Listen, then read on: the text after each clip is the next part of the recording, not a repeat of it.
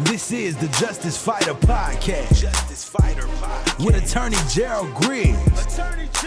Where we have conversations on social justice, civil rights, and political news that affects us all. Let attorney Griggs put you on game. Only on the Justicefighter Podcast, y'all.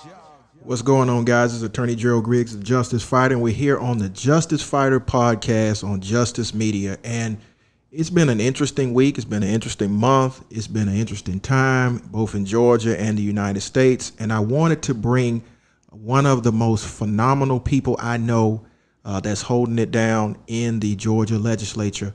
I want to bring in State Representative Erica Thomas. But before I do that, I want to introduce her correctly. So Erica Thomas is the state representative from District 39. She's the founder of Speak Out Loud, a local nonprofit dedicated to giving voice to foster children. She was recognized by the Georgia Center for Nonprofits as a nonprofit leader and was given a 30 Under 30 award in 2016. Erica is originally from Fayetteville, North Carolina, and grew up in Knoxville, Tennessee. And then she came down to Georgia and she started fighting for the people. She started so many projects that have given her this exceptional ability to speak to people where they are. She is just one of my good friends, and I wanted to bring her on the platform so we can have a frank conversation about what's happening in Georgia right now with the coronavirus, but everything that's going on down at the Gold Dome. So without further ado, I want a round of applause for State Representative Erica Thomas.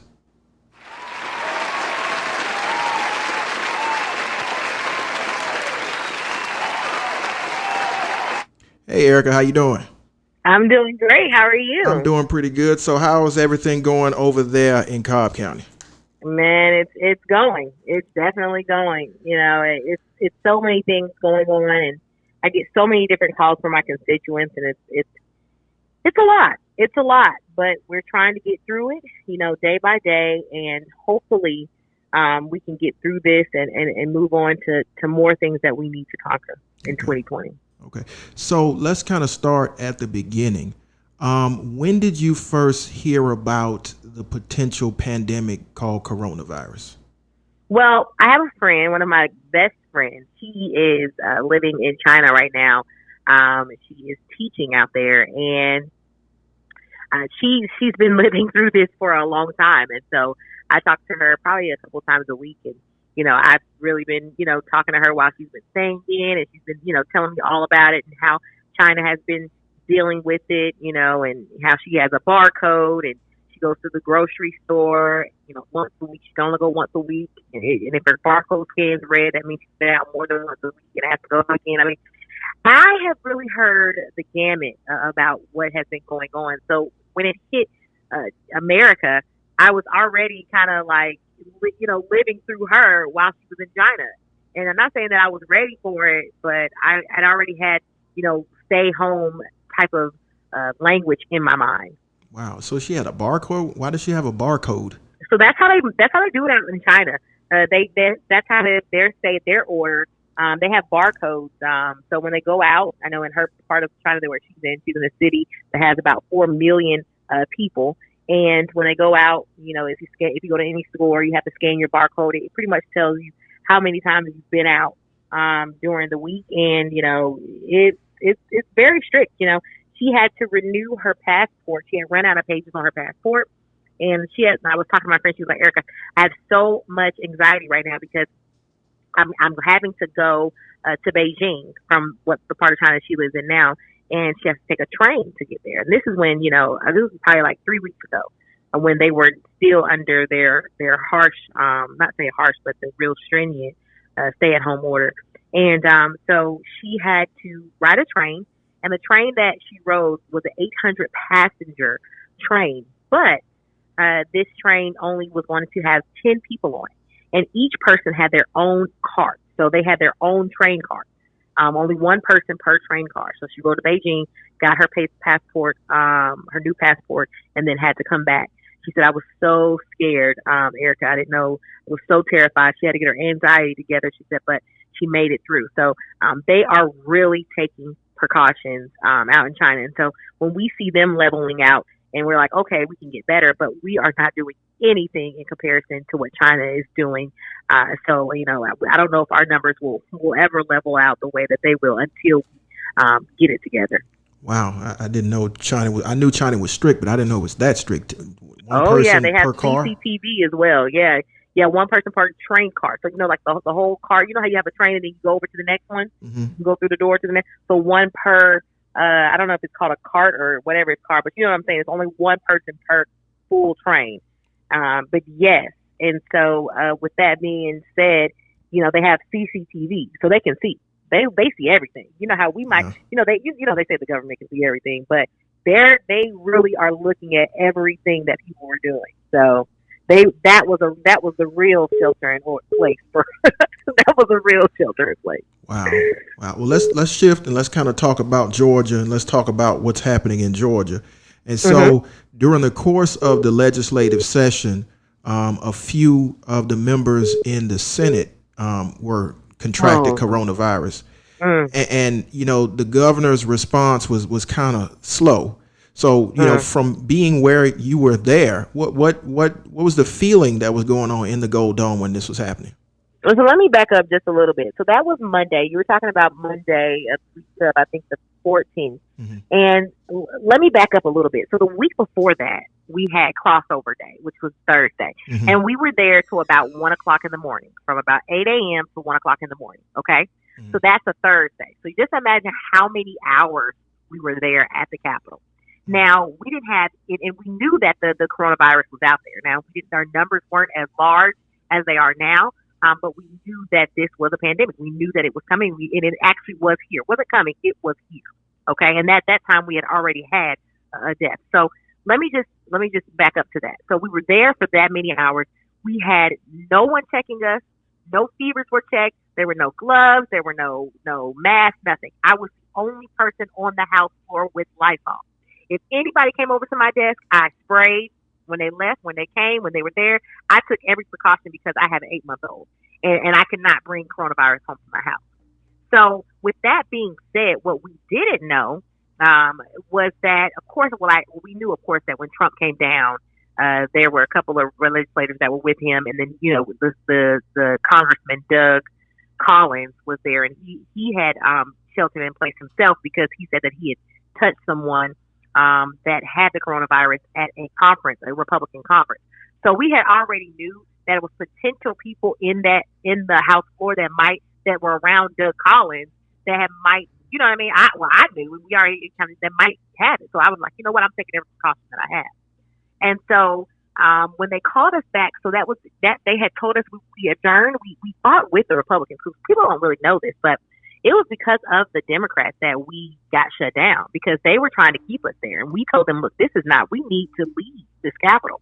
And so on Thursday, on that day, the speaker said that we were going to shut it down. Okay. Mm-hmm. And so he said on Friday, we'll come in. I'll come in. Nobody else has to come in. And we're shutting it down. So when we left on Thursday, I took my laptop. I took everything that I needed because I knew we were shutting down. Now, come when the governor was putting the shelter-in-place order in the law, once he puts the shelter-in-place order, which I think he did it on Friday, and it actually wrote it. He said he was going to do it on Friday, and actually wrote it on Saturday, which is the craziest thing how our governor works, because I don't understand why he announces that he's going to do something and then puts the order together. You should already have it in place and know what it is, and then tell it to the people. But anyways, that's a whole other thing. So he put the shelter in order in place on that Saturday, which means that in the law, it says 2 days after. In the law, it says we have to convene. The legislator has to convene at 8 a.m. So that made it that Monday. Now, Sunday night at 8 p.m., okay, I'm fast forwarding. We're on Saturday, so now we're at Sunday. Mm-hmm. The speaker sent out a letter that said someone on the House floor, okay, may have the coronavirus, okay, has the symptoms of the coronavirus, may have the coronavirus. That was when they should have shut us down, okay? Mm-hmm. But they didn't. Me, what I did in leadership, I called my senior members, my members that are the most vulnerable, and I said, do not come in. I called Representative Roger Bruce, had a conversation with him because he was vulnerable. He's already had cancer last session. He had cancer. He's just in remission. I said, you do not need to come in. Make sure he didn't come in. I did not go in because I have a newborn. I made that choice. I said, I'm not going. I said, there's nothing at that Capitol. There's nothing that we can do at that Capitol that is going to be more important than the life of my children. So I did not go. Okay. And so I made that choice, and I'm glad that I made that choice because we had a state senator, Brandon Beach, that tested for the virus on Saturday and went in on Monday, got his test results on Monday when he left the Capitol. He got his results. So he should have never been at that Capitol, and now has infected 4 other senators, which is crazy. And we had to kind of even fight, that this happened. I can't even believe that this happened, that they let us happen, because they put us at risk. And so they did. With all that going on in the state capitol, the governor still did not issue a shelter in place until a week or so later. Nope. And not even that, even the worst part, you put people at risk because you knew that there was somebody that had coronavirus symptoms and that was getting a coronavirus test, and you still didn't shut it down to the public. There were public people there. So let's forget about the legislators for 1 second, and let's think about the public and the media and the people that could be infected by this that you let come into the Capitol. You understand what I'm saying? You should have shut it down that night at 8 p.m. We should have been shut down. And so with that being said, we should have had a shelter in place order then. And I don't know what is going through our governor's head, but that is when we should have shut it down. Okay. Because just imagine one more thing: you have 180 counties, right? Well, you have 180 counties. You have like 159 counties. 159 counties, right? But you have 180 members. Okay. The fastest way to infect all of Georgia is to ask them to convene, and you have someone there that has all of the symptoms or that has the coronavirus. That's the fastest way to infect Georgia. The fastest. Wow. I never thought about it like that. And you're right, because you have a representative from each and every jurisdiction in Georgia, and then they got to go back home, and they're carriers. So let's kind of talk about the governor's response to all of this. I think initially, he convened his coronavirus task force, and he had Dr. Toomey there, and he said he was following the science, but he indicated that it was just contained to urban areas and one rural county, being Doherty County, and the cases were going up. At what point did the House members know the extent to which Georgia was in danger? I knew that we were in danger the day that they all went into the Capitol and we had someone that was infected. I think that we knew that we had something on our hands once we all should have known that we had a pandemic on our hands from the first person that got here. If we would have shut down, can you just imagine? If we would have shut down for 1 week, just 1 week, the minute that we knew that it hit Georgia, we would not be at 10,000 today. We would not. And so, are you guys getting the information the same time the public is getting information, or are you getting, forewarned about what's happening? Because it seems like the information is leaking out very slowly, and I don't think that the state government really took it serious until, the governor was put on blast around the entire world with his statements that he didn't know that it could be transmitted. It could be asymptomatic transmission. So is the Department of Public Health giving you guys the information and then release it to the public, or are they just giving it to the public? So it just depends. So we get information. We have calls with the governor probably like once a week. We had a call today. We have White House calls about once a week. But the information that they're giving us is pretty much the information that the public is getting. Now, we try to ask those hard questions, and then that's when we can kind of get the answers. Like if we ask those questions, and they only let us submit a certain amount of questions. So like last call, out of all 75 of us, we only got 4 questions. So the questions that they let us ask, those are the times that we can get real answers. But I would say that, for example, I found out on social media that the election had been changed to June 9th. I didn't know. we were not informed up until they put it out there to everyone else. So, it just depends. And let me just say this too, and this is not, this is a known fact. They're all fighting each other. The speaker, I don't think the speaker is agreeing with the Secretary of State, and the Secretary of State, is not agreeing with the speaker. The speaker is in, fights with the governor. Like, they are not all they're not all peachy right now. So with that being said, it's like back and forth, because even with this election being changed to June 9th, the governor wanted to be June 16th. He's been sending us emails about it. It's just, we are finding out stuff whenever they want to tell us stuff. And like I tell my members, is that we're in the minority. And so when it comes to being in the minority, it's just, they're really pretty much telling us what the heck to do. And then we fight it and we put it in the media, and then sometimes we can win. But for example, we were supposed to go back to the Capitol on April the 13th in the resolution that was passed, where they risked their lives there on Monday, right? But guess what? There was really no point of us going on Monday. There was no point, because there was an accident that happened, and that accident is that. So let me just back up, just kind of let your listeners kind of understand what this means. So the governor only has executive power for 30 days. Okay, that's what we passed.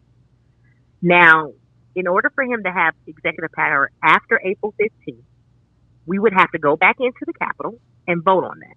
Okay. Now, in the clause, which took them so long because we voted that we have to come back to give him the power. Now, the Senate didn't like that. The Senate just wanted to give him the power unlimited, so we don't have to come back and he can just have, executive power until he decides to help out, right? But we didn't want that. So they came back to the House, and we made a compromise that we come back on April 15th, unless we can't come back on April 13th, to give him more power, unless we can't. But if we can, if we're able-bodied and we're all not, coronavirus out, we can come back to the Capitol and vote to see if he gets that power. Now, for me, I believe that he probably don't need that power no more. He take that back for all he's doing. You know what I mean? But the whole point is that the speaker got on the phone and said the Senate clerk dropped the ball and forgot, or didn't get the paperwork in time enough for us to come back to session on April 15th.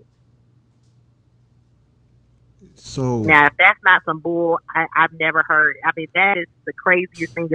I don't know. So how were you guys able to vote to extend it then? I mean, was it a televote? So the clause that the Senate, no. The clause that the Senate put in. Remember, the Senate didn't want us to come back at all. Remember? So you see what they did. They didn't want us to come back. So the Senate put a clause in there. If we're not able to come back, then he automatically gets to have the power extended. Okay. And see, now all of a sudden, the Senate clerk accidentally did not get the paperwork in time enough for us to be coming back next week to vote to see if we should give him this power or we shouldn't give him the power extension. All right.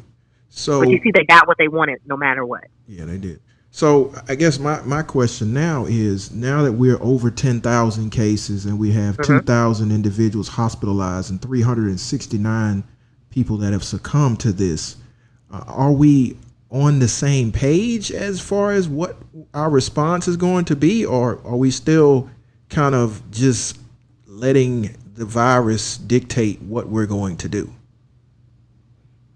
Well, I like to say it like this. I wouldn't like to say that it's weak. I would like to say that the governor is letting the virus dictate what it's going to do.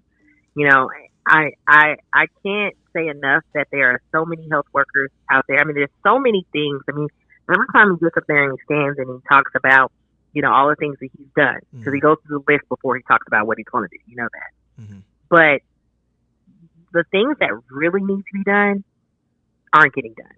Like, all of our healthcare workers need to have their pay. Everybody should be getting double pay right now that are risking their lives.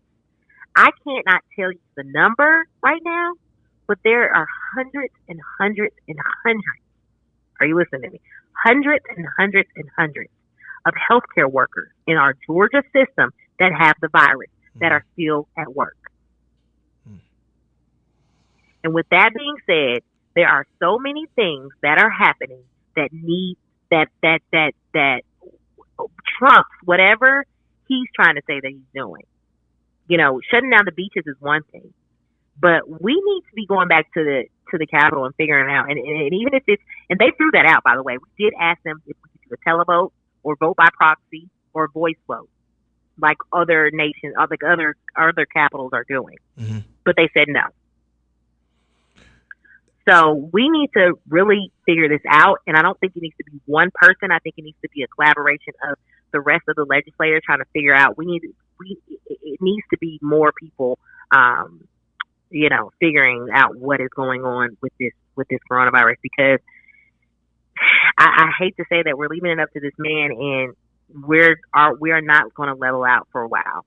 You know, and not even just about leveling out. We don't even know the extent of where we are right now, Griggs, because people aren't getting tested. Yeah, and that's I have one person that came to me and asked me. He said, "Erica, I cannot go get it." I told them I have the symptoms, and they said to shelter in place and stay home for 14 days. Like, people are not getting tested, and there are tests out there. There are companies out there that cannot say that there's not. There are companies out there. There are people out there that want to do these tests. There's a test out there right now that's FDA approved. It's not OUA approved, but it's FDA approved, and it's a 15-minute test. It's a blood test, and you can know in 15 minutes. But my friend, Councilman Antonio Brown, he has been working with that company. He has 3,000 of those tests. He has raised the money and paid for 3,000 of those tests, but cannot get them. The governor is giving him, the government's office is giving him the red light on getting those tests to people, and he wants to be able to give those to minorities and Black people. So let me ask you this, because of course we've only tested about 37,000 individuals, and the governor keeps talking about we have all these tests and the tests are available. But when you start looking at the numbers that they're releasing, in a state of 10.5 million people, testing 37,000 is not doing anything. What can the people do to put pressure on Governor Kemp and the individuals he's depending on? What can they do to apply pressure to make him change? Because we've seen him change in real time with now releasing the racial statistics and being more forthcoming with why he's not closing the beaches, even though that excuse is ridiculous. But what can the people do to apply pressure? Because we're not getting this information from the mainstream media, and it's very concerning.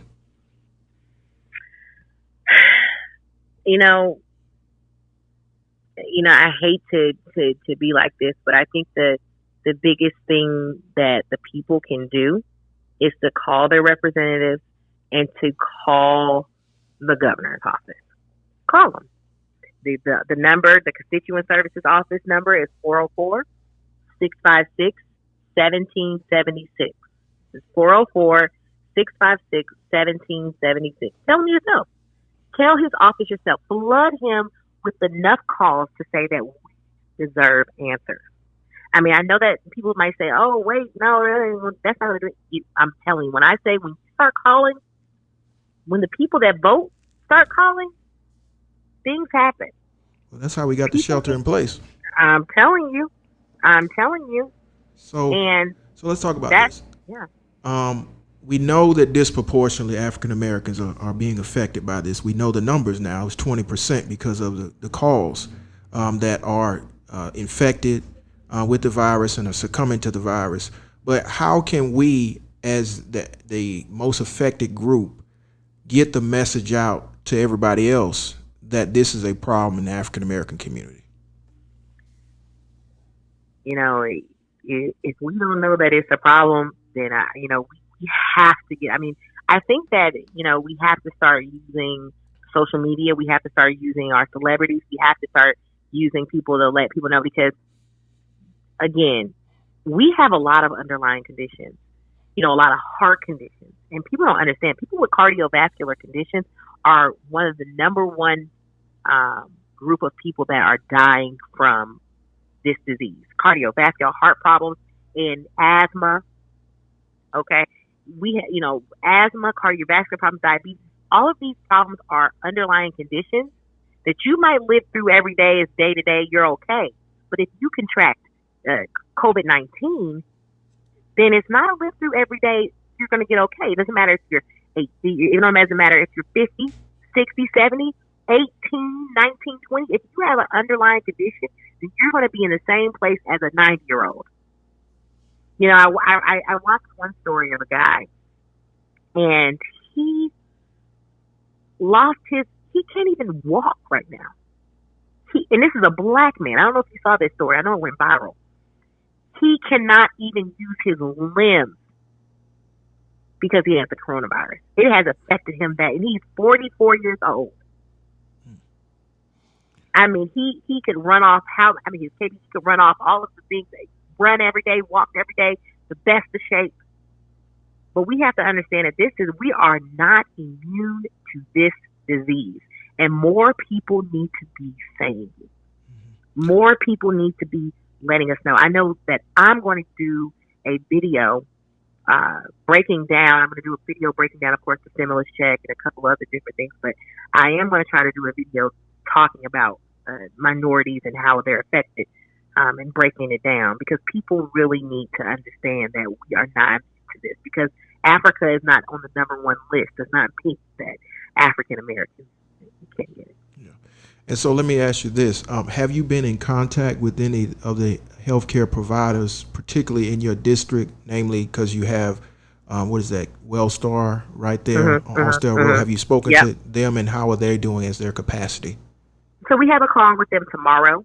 We have a call with Wellstar tomorrow at 11 a.m. So I'll know more then. But I do have people that I know that work there that I've talked to. And, some of the nurses are using it. These are nurses from all different, not just Wellstar, but all different hospitals. But they're having to use, the same mask, every day, and just different things that we need that they're not getting. So what I would say is that these healthcare workers, I just cannot say it enough that people don't really understand what these healthcare workers are really going through. I have one friend, she's the owner of WebWed, and she marries couples virtually. Mm-hmm. Okay.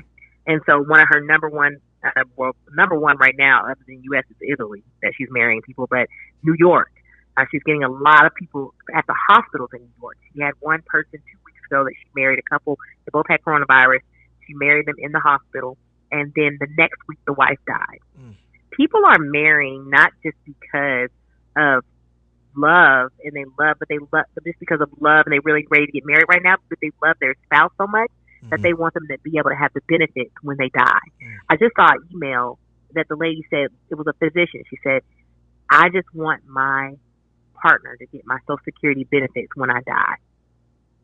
How soon can you marry us? Like, these things are real. Like, people are really putting their life on the line. I have another friend, one of my good friends, works at Piedmont. She has not seen her child in 2.5 weeks, except for FaceTime, because she cannot go home to see him. Most of the physicians are at Airbnbs, are at hotels, because they cannot go home to see their family. Just imagine, a physician can afford that. But what if you're a cleaner at Wellstar? What if you are just a CNA? What if you are just or not just, but what if you are a receptionist, risking your life every day for that $12 an hour? Or the janitors. Yes, the janitors, cleaner. Mm-hmm. Risking your life every day for $12 an hour, for $10 an hour, and you can't get, hazard pay. Wow. Can you imagine? So listen to this. You can't afford a hotel to go to every day. So you're going back home after you've cleaned all this stuff, you've done all this stuff, and your family's at risk.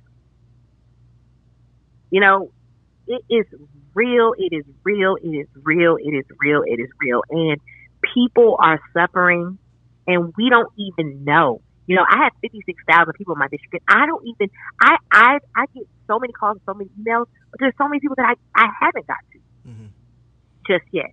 And we don't really know the extent of this, these numbers are not real. I look at these numbers and they're not real to me. Mm-hmm. Because we don't know who really has this disease. We don't know all the people that have it. And I believe, and I hate to be like this, but in the next 2 weeks, you're going to see some astronomical numbers.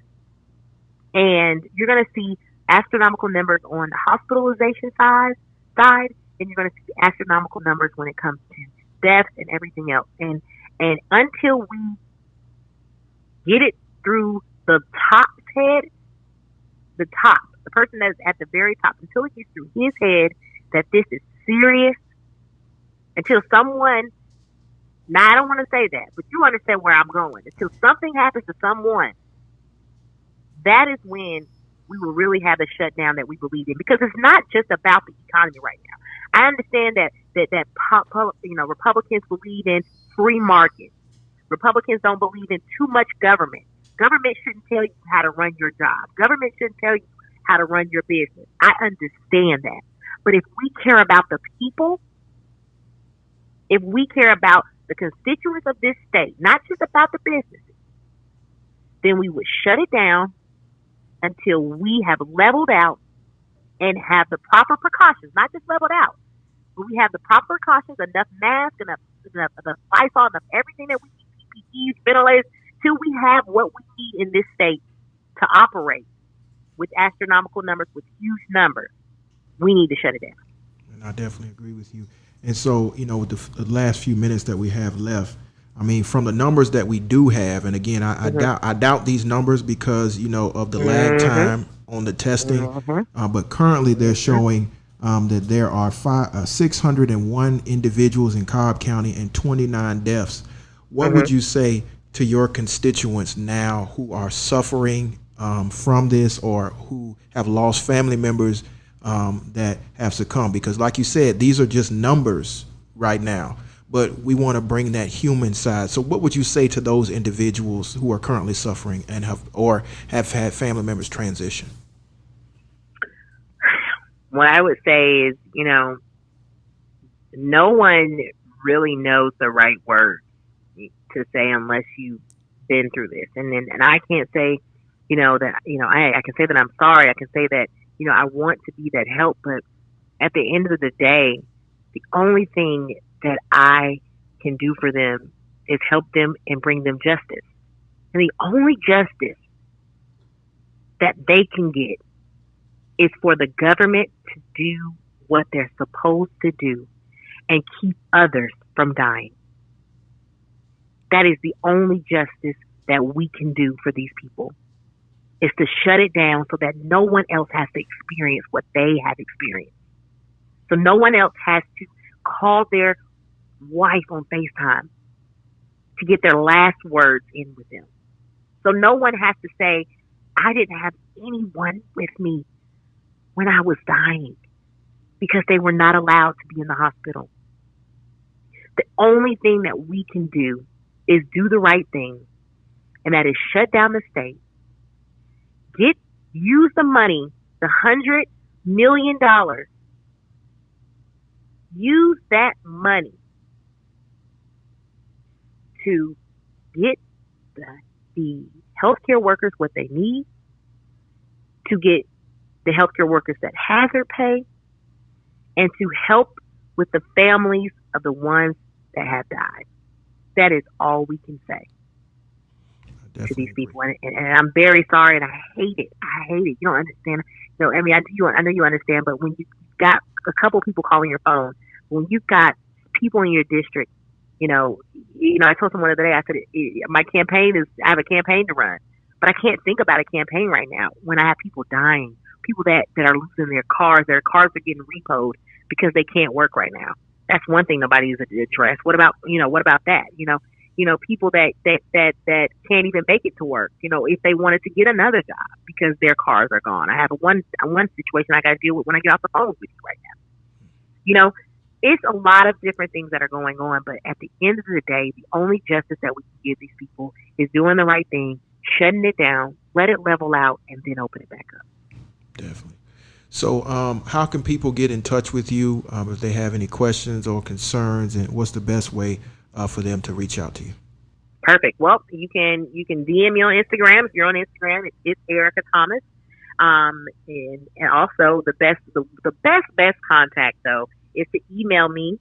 It's erica.thomas at house.ga.gov. It's erica.thomas at house.ga.gov.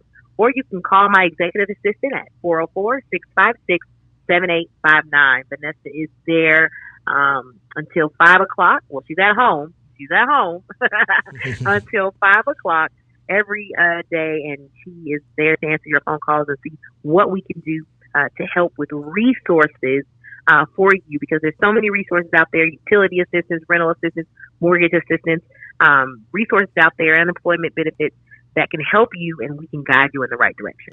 Well, we really appreciate everything you're doing for the state and particularly for your district. And of course, Justicefighter Podcast is always open as a platform for you to speak directly to the people.